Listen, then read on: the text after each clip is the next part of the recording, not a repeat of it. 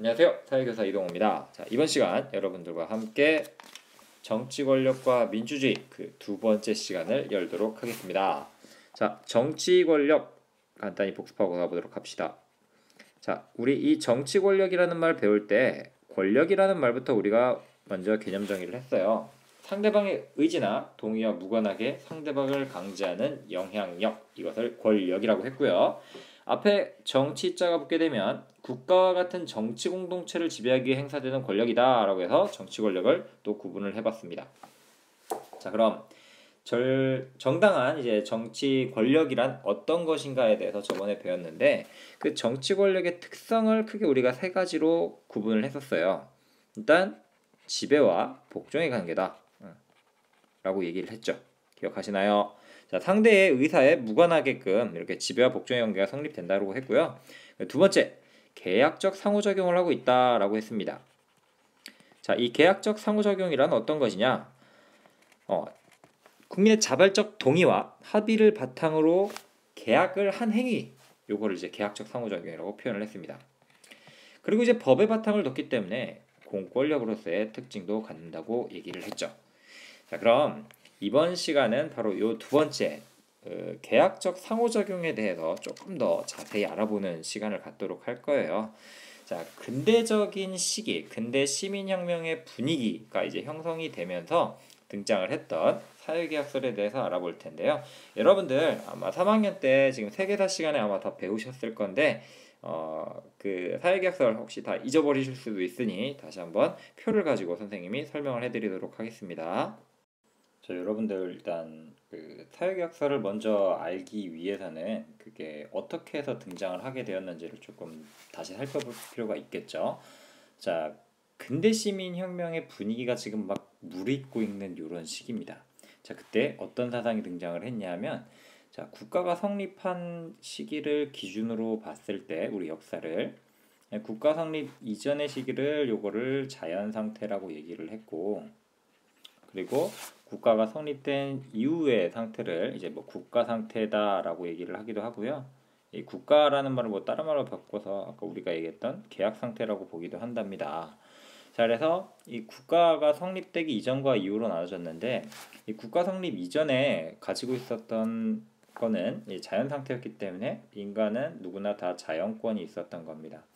누구나 다 천부인권 같은 말이죠. 하늘로부터 부여받은 인권 이라고 생각하셔도 돼요. 자, 자연권, 천부인권 같은 말이라고 생각하셔도 돼요.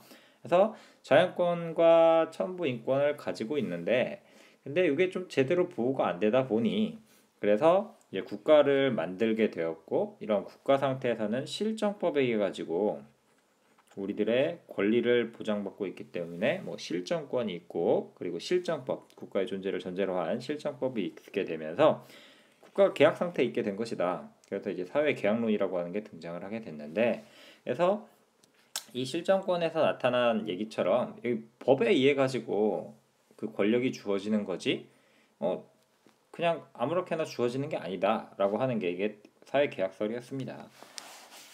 이 사회 계약설, 뭐 천부인권 사상, 미펀주의, 개인주의, 자유주의, 계몽상, 요 것들이 이 국가를 성립하게 되었던, 그러니까 근대 시민 사회로 나가게 됐던 시민 혁명의 사상적 배경들이었던 것이죠. 이 중에서도 오늘은 여기 이제 사회계약설을 가지고 정치관리의 정당성을 살펴보도록 할게요. 자, 사회계약론자 3명의 인물이 있는데, 자, 홉스, 로크, 루소.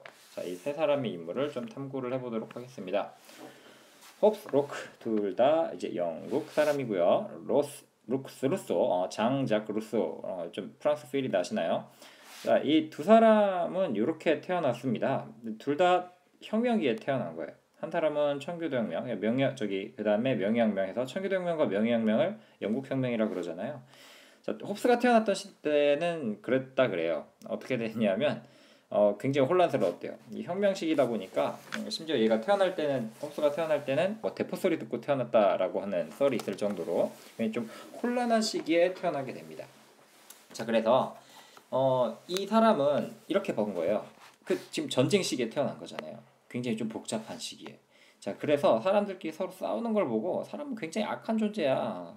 본성이 굉장히 악해라고 하는 성악설적인 측면에서 인간의 본성을 이해하게 됐답니다. 자, 그래서 굉장히 성악설적인 상태에 있기 때문에 사람은 만약에 법이 없다면, 실정법이 없다면 만인이 만인에 대한 투쟁 상태, 즉 국가가 성립하기 이전에는 만인이 만인에 대한 투쟁 상태, 항상 그래서 항상 이런 상태였기 때문에 이거는 한마디로 얘기하면 바로 공포스러운 시기였던 겁니다. 그러면 이런 공포를 벗어나야 되잖아요. 벗어나야 되기 때문에 우리는 계약을 하는 거다라고 얘기를 하는 거였습니다. 그래서 타인을 구속할 수 있는 강력한 통치적 권위를 세우고자, 즉 자연 상태로부터 벗어나서 자기 보존을 하기 위해서 성악설적으로 굉장히 악한 사람들끼리 모였으니까 언제 어떻게 죽을지 모르잖아요. 그래서 자기 보존을 위해서 사회계약을 했다라고 이제 보시면 되는 것입니다. 자, 그래서 나타난 정치 형태가 어떻게 되었느냐? 일단 자기를 보존하려면 어떻게 해야 되냐? 자연권 전부를 넘겨주는 겁니다. 누구한테? 왕한테.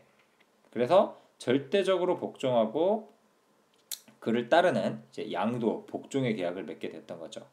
자, 근데 특이한 건 뭐냐면 이 군주는 계약의 당사자가 아니었습니다. 자, 뭔 얘기냐면 시민들이 이렇게 여러 명이 있는데, 야, 우리 개개인들이 서로 지금 믿지 못하고 되게 좀 혼란스러운 상태이다 보니 우리 군주 한 명한테 주자. 이 권위를 다 줘버린 거예요. 줬는데 얘는 정작 왕은 참여 당사자가 아니잖아요. 그래서 굳이 계약 준수의 의무는 없었던 거죠. 그래서 어쨌든 왕한테 다 줬기 때문에 이 왕이 절대적인 권력을 가지고 있었던 거기 때문에 지향하는 정치 형태는 전제군 주제로 이제 보시면 되겠습니다. 그리고 주권도 전부 다 이제 양도를 해버렸기 때문에 그럼 이 사람한테 대들면 돼야 한다네요. 네. 그래서 저항권을 인정을 하질 않습니다. 자, 근데 뭐 이건 조금 너무 자세히 내가면 안 되겠는데요. 자, 국민의 생명 안전마저 해치는 군주에 대해서는 정당성을 인정하지 않았다라고 해서 부분적으로 조금 이해했다라고, 이 부분적으로는 조금은 이제 인정을 했다라고 하는 뉘앙스도 좀 알아두시면 좋을 것 같네요. 자, 다음 자 로크가 나옵니다. 자, 로크는 이 명예혁명 시기였죠. 명예혁명 뭐 여러분들 알다시피 피 한 방울 흘리지 않고 이제 혁명이 완수됐다라고 해서 명예혁명이라고 하는데, 자, 근데 이 로크는 일단 그 배경을 먼저 알려드리면요. 오늘날로 얘기하면은 노예회사의 CEO였습니다. 그러니까 노예회사의 CEO면 어때요? 그러니까 돈이 많은 사람이었겠죠. 그래서 돈이 많다 보니까 이 사람은 그 재산권에 대해서 굉장히 좀 민감하게 반응을 했습니다. 그리고 이 사람은 이런 생각을 해요. 인간이 분명 호스는 악하다 그랬는데 아니야, 꼭 그런 건 아니야. 선악의 구분이 없어. 아직은 그냥 합리적 이성적인 존재이다라고 이제 파악을 했던 거예요. 그래서 어떻게 되느냐에 따라 가지고 선악의 구분이 없는 상태, 백지의 상태다. 그래서 그 백지에다가 뭘 쓰냐에 따라서 내용이 좀 달라지잖아요. 자, 그래서 이러한 백지의 상태에 있기 때문에 이들은 평화, 선의, 상호 부조 및 보존의 상태이긴 하지만 근데 언제 또 돌변해 버릴지 몰라요. 그래서 잠재적 투쟁 상태예요. 자, 여기 아까 조금 개념 구분을 하면 만인의 만인에 대한 투쟁 상태라 그랬잖아요. 그럼 얘는 항상 싸우고 있는 거죠, 항상. 그래서 여기는 always의 개념, 항상. 근데 여기는 잠재적 투쟁 상태잖아요. 언젠가 그렇게 될 수도 있다는 거예요. sometimes의 개념인 거죠. 때때로 발생할 수가 있는 겁니다. 자, 그럼 이러한 자연 상태를 극복하기 위해서는 어떻게 하냐? 생명, 자유, 재산의 보호. 재산. 왜 재산 중요시했는지 기억하시죠? 자, 그런 상호간의 번쟁, 범죄자에 대한 권위는 해결을 위해서 자신의 권리의 일부를 포기하고 공동체를 결성하기로 했다. 해서 자신의 권리 일부를 포기했다라고 합니다. 아까 홉스처럼 모든 권력을 그냥 다 줘버린 게 아니라요. 일부만 넘긴 겁니다. 그렇게 해서 그냥 자신의 안위를 보존하기 위해서. 자, 그래서 사회 계약을 통해서 자연권의 일부 권리를 포기하고 위임을 합니다. 즉 맡긴다라는 얘기죠. 그래서 정부는 시민의 안녕과 권리 보호라는 임무를 부여하는 위임 계약을 맡게 됐던 거고요. 그래서 로크가 주장했던 거는 일부만 준 거잖아요. 그래서 입헌군주제, 왕은 있기는 있대. 이 왕이 행사할 수 있는 권한의 범위는 이 헌법에 의해서만 되는 것이다. 그리고 우리가 대표를 뽑아서 올리는 것이 있기 때문에 간접민주제에 해당이 된다. 대의제에 해당이 되고요. 자, 그러면은 우리가 뽑은 대표인데 우리는 일부만 위임했을 뿐인데 이 권한들을 그리고 이 의무들을 제대로 해주지 않는다? 그럼 어떻게 해버려야 돼요? 예, 뒤집어 엎어버려야 됩니다. 그게 저항권입니다. 자, 그렇게 해서 이런 특징들이 있다라는 점 기억해 두시고요. 그다음에 루스는 우리 교과서에는 아직 나오진 않았습니다. 여러분들이 법과 정치를 선택을 했을 경우에 나중에 이제 배우시게 되는데요. 간단히 얘기를 해볼게요. 자, 루스는 프랑스 대혁명 이전 시기 때 살았던 사람인데 이 사람은 조금 다르게 이제 인간을 봐요. 인간의 본성은 선하다라고 얘기를 합니다. 그래서 선한 인간들이 살던 평화의 상태나 문명화로 인해서 자연 상태 존속이 어렵게 됐다. 그러니까 자연 상태가 굉장히 좀 좋은 상태예요. 근데 이 존속이 지금 어렵게 돼버린 거예요. 자, 선한 인간들이 살던 평화의 상태, 문명화로 인해서 그래서 점점 존속이 어려워지고 있는 그런 상황이었던 거죠. 자, 그래서 이 사람의 사회개혁의 목적은 다시 불평등의 상황에서 예전의 자유와 평등을 되찾기 위한 것이 이 루소의 목표였습니다. 상정하는 게 좀 다르잖아요. 여기는 항상 문제가 있는 자연 상태라고 했고 로크 같은 경우에는 잠재적 순환 상태라고 했는데 여기는 너무 좋긴 했는데 그 문명화로 자연 상태 존속이 어렵게 됐기 때문에 이걸 다시 돌려야 된다라고 하는 게 루소의 주장이었습니다.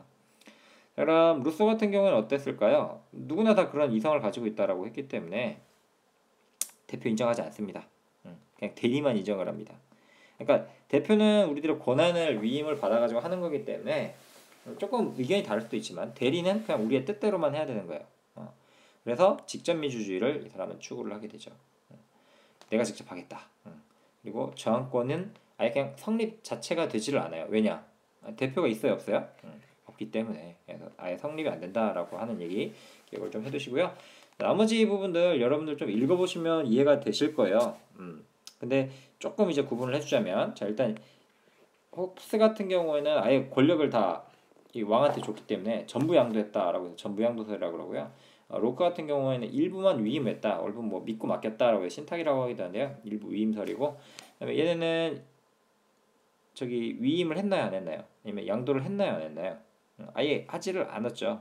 그러니까 불가양, 양보할 수 없다, 불가분, 나눌 수가 없다. 그러니까 주권은 오로지 국민한테 있고 그래서 그러한 일반인들은 오류가 없는 상태다라고 주장을 하는 게 이 루소의 주장이었습니다. 자, 여러분들 이 세 명의 이제 사회개혁론자 같은 경우에는 각각 주장하는 바가 조금씩은 다르지만 이렇게 공통점이 있네요.